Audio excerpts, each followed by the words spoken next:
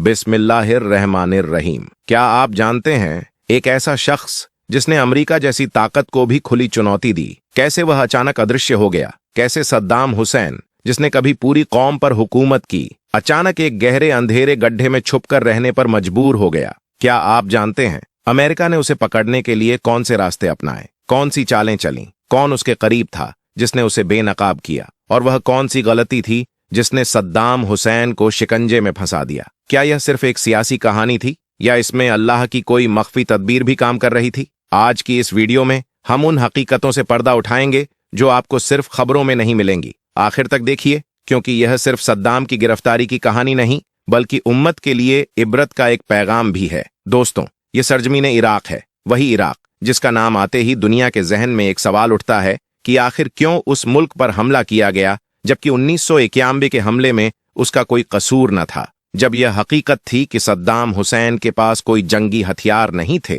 तब फिर क्यों 2003 में अमेरिका और उसके साथियों ने इराक की सरजमीन पर बम बरसाए, टैंक उतारे और बगदाद पर कब्जा कर लिया? क्या यह सिर्फ एक गलती थी, या फिर इसके पीछे कोई छुपी साजिश थी? यह तो एक अलग बहस का मुद्दा है, मगर आज हम बात करेंगे उस हकीकत की जो खुद सद्दाम हुसैन से जुड़ी है। वह हकीकत जिसमें लालच भी है, गद्दारी भी, धोखा भी और अफसोस भी। जब अमेरिका ने ब्रिटेन, ऑस्ट्रेलिया और पोलैंड के साथ मिलकर मार्च 2003 में हमला किया, तो उनका मकसद सिर्फ एक था, सद्दाम हुसैन की हुकूमत को खत्म करना। उन्होंने दुनिया को यह कहकर गुमराह किया कि सद्दाम के पास तबाही फैलाने वाले हथियार हैं, और इसी झूठ की बुनियाद पर उन्होंने इराक की सरजमीन पर जुल्म ढा दिया। बम गिराए, फौजें भेजी गईं और बगदाद पर कब्जा कर लिया गया। इराक की फौज टूट गई, हुकूमत बिखर गई, सरकारी इमारतें जलकर राख हो गईं, और जिन पर कब्जा हुआ वहां अमेरिका का झंडा लहरा दिया गया। मगर जिसके लिए यह पूरी जंग लड़ी गई, यानी सद्दाम हुसैन, वह जैसे गायब हो गए थे। अमेरिका ने अरबों डॉलर लुटा दिए, एयर स्ट्राइक से लेकर खुफिया एजेंसियों तक सब कुछ लगा दिया। मस्जिदें, स्कूल, होटल, रेस्टोरेंट, हर जगह छान मारी गई, मगर नतीजा वही, सद्दाम हाथ नहीं आए। इस दौरान सद्दाम के वफादारों ने अमेरिका के खिलाफ गुरिल्ला जंग का ऐलान कर दिया। वह छोटी छोटी कार्रवाई करके छुप जाते और अमरीकी फौज थक कर रह जाती। फिर अमेरिका ने एक नई चाल चली। इराक में मौजूद हर अमेरिकी सिपाही को ताश का एक खास पत्ता दिया गया। इस ताश के 52 पत्तों पर सद्दाम हुसैन और उनके करीबी 51 अफराद की तस्वीरें छपी थीं, जिनमें उनके बेटे उदय और कुसै, उनके वजीर और खुफिया एजेंसी के अफसर शामिल थे। मगर दोस्तों, इस कहानी का सबसे हैरतंगेज हिस्सा अभी बाकी है। वो सद्दाम हुसैन जिन्हें दुनिया की सबसे ताकतवर खुफिया एजेंसियां तलाश न कर सकी, उसका सुराग आखिरकार अल्लाह की कुदरत से एक छोटी सी मछली के जरिए मिला। कैसे, क्यों, और वह मछली कौन सी थी? यह जानने के लिए इस वीडियो को आखिर तक देखिए, ताकि आप जान सकें कि कैसे दुनिया की ताकतें जब तक अल्लाह न चाहे किसी को ढूंढ नहीं सकती, और जब अल्लाह का हुक्म होता है तो एक मछली भी कदीर का सबब बन जाती है। भाइयों और बहनों, उन ताश के पत्तों में सद्दाम हुसैन के वजीर, खुफिया महकमे के सरबराह और उनके दोनों बेटे उदय और कुसै की तस्वीरें भी थीं। मकसद यह था कि जब भी कोई सिपाही इस ताश को देखे, दुश्मनों के चेहरे उनके दिलो दिमाग में बैठ जाएं, और हुआ भी यही। अब हर अमरीकी सिपाही इन चेहरों को पहचानने लगा और उन्हें हर हालत में गिरफ्तार या हलाक करना चाहता था। अगले कई महीनों तक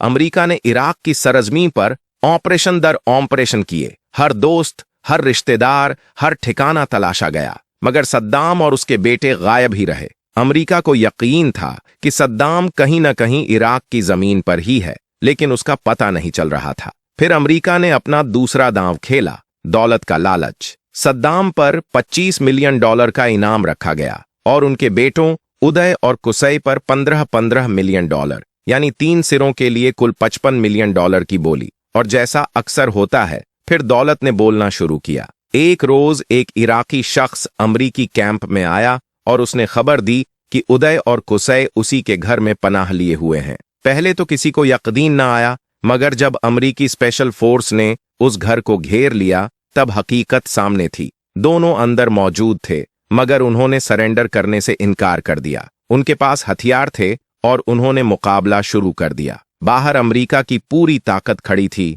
और अंदर एक छोटा सा घर था। यह मुठभेड़ 3 से 4 घंटे तक जारी रही। गोलियों की आवाज थमने का नाम नहीं ले रही थी। आखिरकार अमरीकी फौज ने उस मकान पर मिसाइल दाग दी और घर को मलबे में तब्दील कर दिया। जब मलबे में दाखिल होकर देखा गया तो चारों जानें जा चुकी थीं। इनमें 2 सद्दाम के बेटे उदय और कुसै थे, तीसरा उनका खास गार्ड। लेकिन चौथा नाम सबको हैरान कर देने वाला था, मुस्तफा हुसैन, महज 14 साल का बच्चा, सद्दाम का पोता। रिपोर्ट्स के मुताबिक आखिरी सांस तक जिसने अमरीकी फौज का सामना किया, जिसने सबसे आखिरी गोली चलाई, वही बच्चा था। ये थी सद्दाम हुसैन के खून की कहानी जो आखिरी दम तक झुका नहीं। उदय और कुसै की मौत के बाद अमरीका को लगा कि अब सद्दाम हाथ आ जाएगा, मगर इसके उलट इन दोनों को जिंदा न पकड़ पाने की वजह से सद्दाम तक पहुंचने की उम्मीदें और भी धुंधली पड़ गईं। वक्त गुजरता गया, जिन लोगों को गिरफ्तार किया गया, किसी के पास भी सद्दाम का कोई पता न था। यहां तक कि अमरीकी एजेंसियों में भी शक पैदा होने लगा कि क्या सद्दाम जिंदा भी है या फिर किसी बमबारी में मारा जा चुका है। लेकिन फिर अल्लाह की कुदरत का करिश्मा देखिए। अचानक एक दिन दुनिया की मीडिया पर एक ऑडियो टेप गूंज उठी। सद्दाम हुसैन की आवाज थी, जो अपने बेटों की शहादत पर गम का इजहार कर रहा था, उन्हें इराक का शहीद बता रहा था। यह आवाज पूरी दुनिया में फैल गई और अमरीका, जिसने सद्दाम को मरा समझ लिया था, उसकी नजर में फिर से शर्मिंदगी लेकर खड़ा हो गया। भाइयों और बहनों, फिर अमरीका ने दोबारा पूरा जोर लगा दिया। इस बार इनाम को बढ़ाकर $30 मिलियन कर दिया और साथ ही ये वादा भी कर दिया कि जो भी सद्दाम का सुराग देगा उसे अमरीका की शहरियत यानी नागरिकता भी अता की जाएगी। मगर इंसानी फितरत यही है कि जब दौलत सामने नजर आए तो हर किसी की आंखें चमक उठती हैं। अब हर लालची शख्स अमरीका के खेमे में जाकर झूठी कहानियां गढ़ने लगा। इस अफरा तफरी में अब असली सुराग ढूंढ पाना नामुमकिन होता जा रहा था। लेकिन अल्लाह की तौफीक से अमरीकी खुफिया अफसर एरिक मैडॉक्स के दिल में एक नई राह खुली। उसने समझ लिया कि अब तक अमरीका जिन अफराद को पकड़ रहा था वह सब सद्दाम की हुकूमत के दौर के अफसर थे। लेकिन जब सद्दाम की सल्तनत ही नहीं रही तो ये अफसर अब उसके किसी काम के नहीं थे। असल में सद्दाम हुसैन की ताकत उसके ये अफसर नहीं, बल्कि उसके वो खादीम और बॉडीगार्ड्स थे जिन्होंने वफादारी सिर्फ सद्दाम से निभाई थी, न कि हुकूमत से। और अब जब सद्दाम अकेला, कमजोर और छुपा हुआ था तो उसे सबसे ज्यादा उन्हीं वफादारों की जरूरत थी। यहीं से शुरू होती है उस तलाश की असल कहानी, जिसमें सद्दाम की गिरफ्तारी का राज एक मछली पकड़ने वाले के जाल में फंसता है। जब एरिक को यह यकीन हो गया कि अफसर नहीं बल्कि बॉडीगार्ड्स ही असली कड़ी हैं, तो उसने अपनी तवज्जो सिर्फ एक नाम पर कर दी, मोहम्मद इब्राहिम उमर, सद्दाम हुसैन का सबसे वफादार गार्ड। एरिक ने सबसे पहले सद्दाम के आबाई गांव तिकरीत का रुख किया। वहीं उसकी मुलाकात उमर के बेटे से हुई और पूछताछ में कुछ अहम मालूमात सामने आईं, लेकिन खुद मोहम्मद इब्राहिम गायब था। इसी दरमियान एरिक की मुलाकात सद्दाम के एक पुराने खिदमतगार से हुई। वह ज्यादा कुछ तो न जानता था, लेकिन उसने एक अहम बात बताई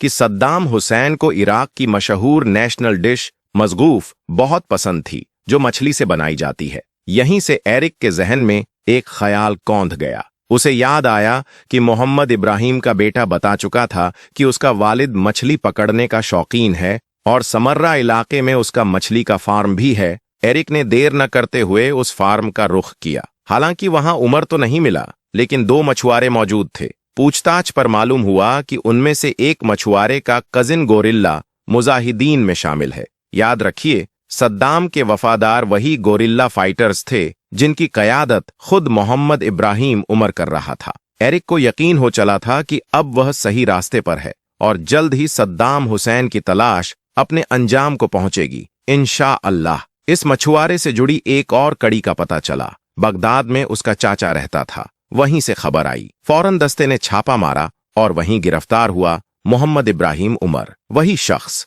जिसे सद्दाम का अमीन माना जाता था, वही जो सद्दाम के लिए जंगे गरिल्ला की कगियादत कर रहा था। इतना कि खुद सद्दाम के बेटे उदय और कुसै को भी बाप का सही मुकाम मालूम न था, लेकिन उमर जानता था। वही समर्रा से मजहूफ मछली तैयार करवाकर सद्दाम तक पहुंचाता था, मगर गिरफ्तारी के बाद उसकी जबान पर ताला लगा रहा। तफ्तीश पर तफ्तीश हुई, मनोवैज्ञानिक दबाव डाला गया, लेकिन हर्फ तक न निकला। आखिरकार अमेरिका ने एक आखिरी दांव आजमाया। कहा गया कि अगर वह हकीकत बताएगा तो उसे और उसके अहल ए खाना को अमरीकी शहरियत अता की जाएगी। लंबी खामोशी के बाद उमर का सब्र टूट गया। उसने सद्दाम का असली मुकाम बयान कर दिया। एक कस्बा अद-दौर, दरिया के किनारे 2 फार्म हाउस। तलाशी शुरू हुई। दोनों फार्म हाउस छान मारे गए, लेकिन कुछ हासिल न हुआ। तभी एक सिपाही की नजर मिट्टी में दबी एक लंबी रस्सी पर पड़ी। रस्सी खींची गई और सामने आया एक सुरंगनुमा गड्ढा, जिसे बाद में स्पाइडर होल कहा गया।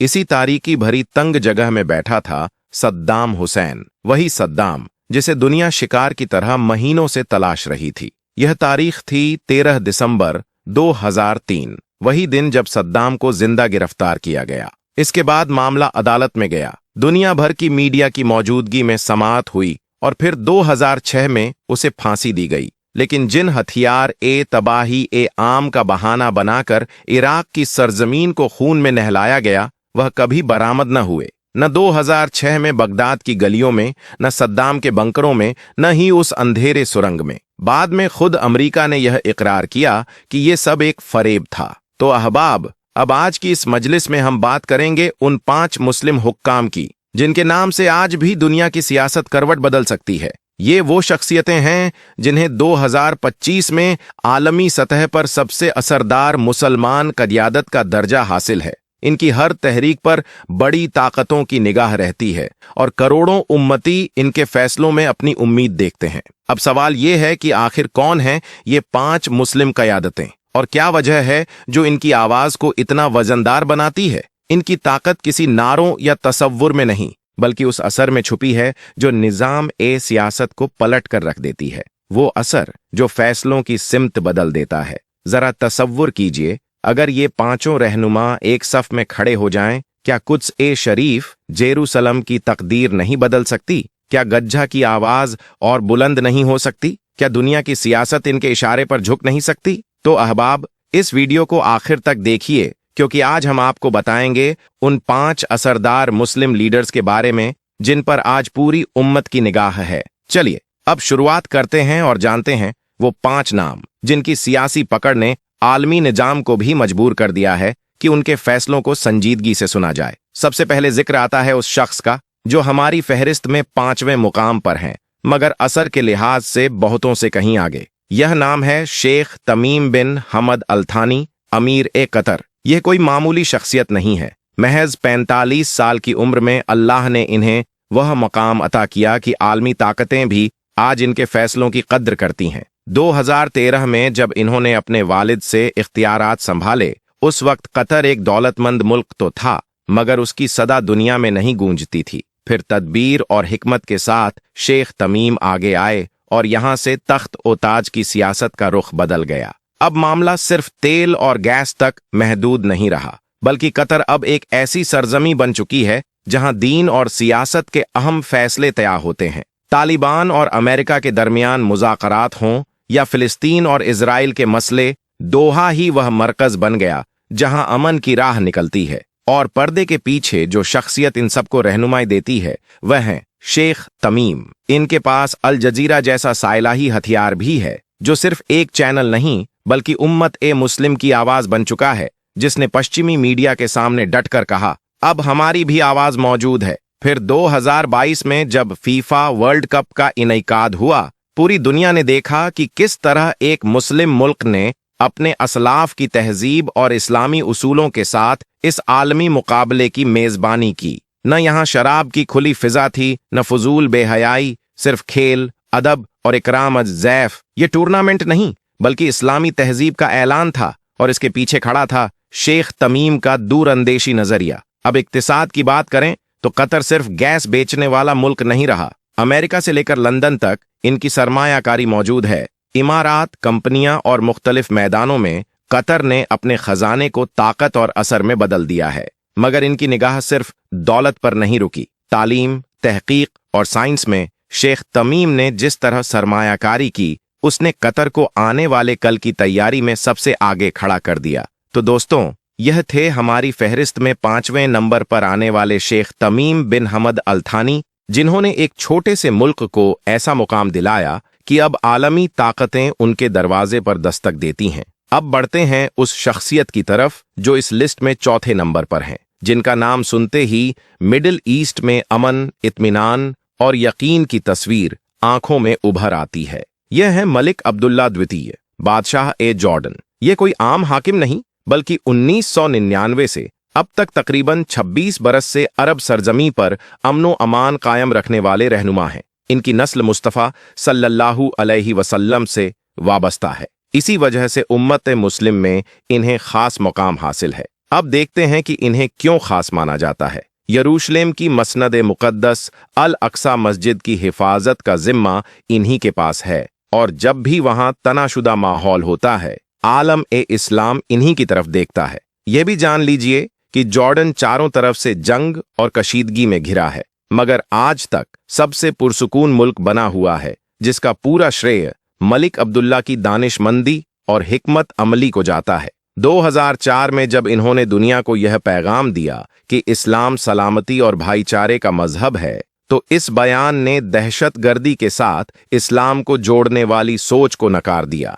यह कूटनीति में माहिर हैं, अमेरिका से भी तल्लुक रखते हैं, अरब दुनिया से भी रिश्ते मजबूत रखते हैं, और जब यह फिलिस्तीन की बात करते हैं, दुनिया तवज्जो से सुनती है। मिडिल ईस्ट में जब भी हालात बिगड़ते हैं, सब कहते हैं मलिक अब्दुल्ला से मशवरा लो, क्योंकि यह सिर्फ हाकिम नहीं बल्कि भरोसे की आवाज है। तो दोस्तों, यह है नंबर 4 पर आने वाले मलिक अब्दुल्ला द्वितीय, जो अपने इल्म, दानिश और दूरंदेशी से उम्मत मुस्लिम की रहनुमाई कर रहे हैं। अब सुनिए दोस्तों, हमारी फहरिस्त में तीसरे नंबर पर आने वाली उस शख्सियत का तज़किरा, जिनका नाम आते ही आलमी सियासत में एक संजीदगी उतर आती है। यह है रजब तैयब एर्दगान, सदर ए तुर्की। यह कोई मामूली हाकिम नहीं, बल्कि 20 बरस से तुर्की की हुकूमत संभाल रहे वह लीडर हैं, जिनकी पहचान कुर्सी से नहीं बल्कि उनके इस्तेक़लाल और इस्लामी गैरत से है। ये वो लीडर हैं जो मशरिक और मगरिब दोनों से बात करते हैं, मगर कभी झुकते नहीं। तुर्की नेटो में शामिल होने के बावजूद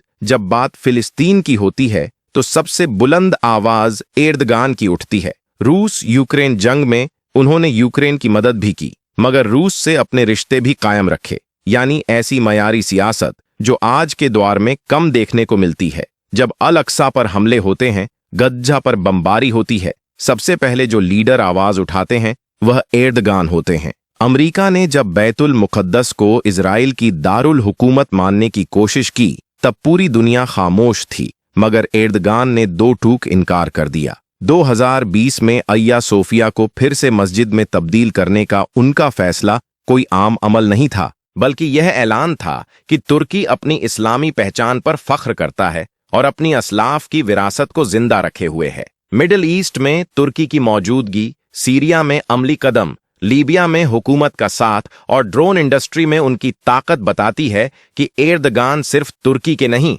बल्कि पूरी उम्मत ए मुस्लिम के लिए एक मजबूत किरदार बनकर उभरे हैं। और सबसे अहम, उनकी रहनुमाई ऐसी है कि महंगाई हो या मुखालफत, लोग आज भी उनकी आवाज पर जमा हो जाते हैं। उनकी तकरीरें वॉशिंगटन से लेकर मास्को और तेल अवीव तक असर छोड़ती हैं। रजब तैयब एर्दगान ने तुर्की को सिर्फ एक मुल्क नहीं बल्कि उम्मत की कयादत का दावेदार बना दिया है। अब आगे बढ़ते हैं और बात करते हैं हमारी फहरिस्त में दूसरे नंबर पर आने वाले उस रहबर की, जिनका नाम सुनते ही आलमी ताकतों के दिलों में खौफ की लहर दौड़ जाती है। यह हैं आयतुल्लाह अली खामेनेई, रहबर ए आला ए ईरान। न सदर न वजीर ए आला, मगर ईरान में कोई बड़ा फैसला इनके इशारे के बगैर नहीं होता। इनकी क़यादत की हदें सिर्फ ईरान तक महदूद नहीं बल्कि मिडिल ईस्ट से लेकर पूरी उम्मत ए मुस्लिम तक फैली हुई है। शिया मजहब में यह मर्जा ए तकलीद है, यानी वह शख्स जिनकी बात को मानना लाखों मोमिनों पर फर्ज की तरह है। मगर खामेनेई की आवाज सिर्फ शिया तक नहीं महदूद बल्कि गज्जा, यमन, इराक, लेबनान जैसे मजलूम इलाकों तक पहुंचती है। जब गज्जा पर हमले होते हैं, खामेनेई बेबाक होकर कहते हैं कि गज्जा सिर्फ इजराइल से नहीं बल्कि अमेरिका और उसके इत्तेहादियों से मुकाबला कर रहा है, और यह अल्फाज उम्मत के दिलों में जोश और हिम्मत भर देते हैं। मिडिल ईस्ट में ईरान की ताकत हिजबुल्लाह, यमन के अंसारुल्लाह, इराक और सीरिया में उसके असर और इसराइल के सामने डटे रहने में नजर आती है, और इन सब के पीछे आयतुल्लाह खामेनेई का हिम्मत अफजा साया मौजूद रहता है। परमाणु प्रोग्राम के मामले में दुनिया जानती है कि खामेनेई इस पूरे निजाम के असल मास्टरमाइंड हैं। जब अमेरिका धमकियां देता है तो खामेनेई का जवाब साफ होता है, हमें अपनी हिफाजत खुद करनी है, किसी से इजाजत लेने की जरूरत नहीं। 2025 में भी जब उन्होंने अपनी मिसाइल ताकत बढ़ाने का ऐलान किया तो वॉशिंगटन और तेल अवीव की पेशानी पर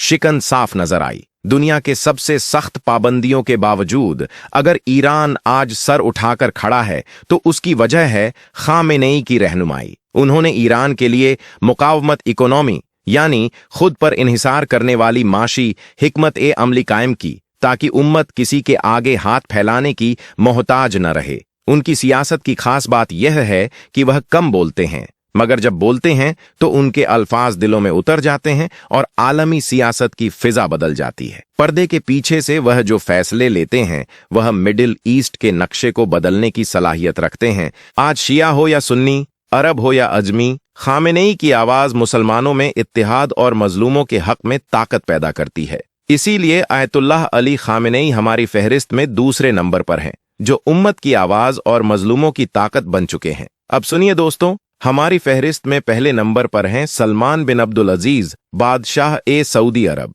क्या वजह है कि उन्हें यह मुकाम मिला? क्या सिर्फ इसलिए कि वह बादशाह हैं या उनके पास दौलत है? नहीं दोस्तों, यह मक्का मुकर्रमा और मदीना मुनव्वरा की खिदमत है जिसने उन्हें उम्मत में खास मुकाम दिया। यकीनन आज सऊदी में कुछ तब्दीलियां नजर आती हैं जिनसे उम्मत का एक हिस्सा फिक्रमंद है, मगर हकीकत यह भी है कि हर साल लाखों मुसलमान जब हरमैन शरीफैन में सजदा करते हैं तो उस अमानत की जिम्मेदारी किंग सलमान के कंधों पर होती है। खादिमुल हरमैन अश शरीफैन कोई मामूली लकब नहीं, यह उम्मत की इबादत गाहों की हिफाजत और खिदमत का ऐलान है। 2025 में भी इन्होंने हज कोटा बढ़ाया, डिजिटल निजाम से हाजियों को सहूलियतें दीं और हरमैन में बेहतर इंतजाम किए। गलतियां भी हैं, उम्मत उनसे बेखबर नहीं, लेकिन हकीकत यह है कि इस्लाम के मुकद्दस मुकाम अगर महफूज हैं तो वह किंग सलमान की निगहबानी में है। जब किसी लीडर की निगरानी में उम्मत की इबादत गाहें महफूज रहें तो वह सिर्फ बादशाह नहीं रहते,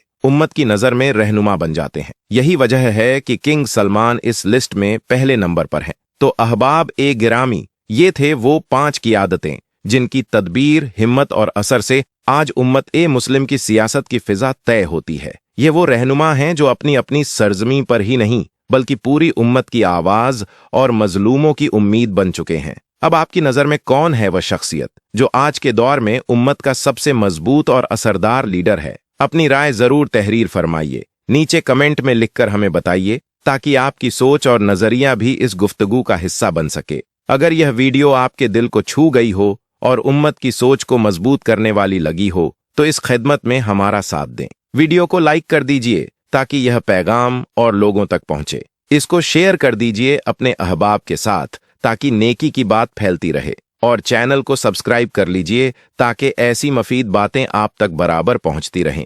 जज़ाकल्लाहु खैरन कसीरा। अल्लाह आप सबको बेहतरीन अज्र अता फरमाए।